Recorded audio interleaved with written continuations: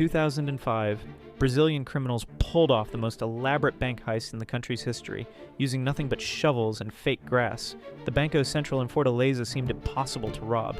Thick concrete walls, advanced security systems, armed guards. So the thieves got creative.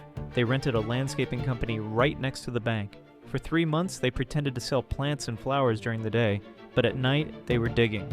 Working in shifts around the clock, they carved a 656-foot tunnel straight into the bank's vault. They installed lights and ventilation systems, hauled out 3.5 tons of dirt without anyone noticing. They timed their break-in for a long holiday weekend when the bank would stay closed for days. The plan worked perfectly.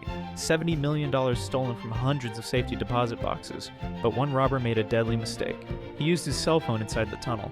Police traced those calls back to the fake landscaping company, the most sophisticated heist in Brazilian history, destroyed by a simple phone call.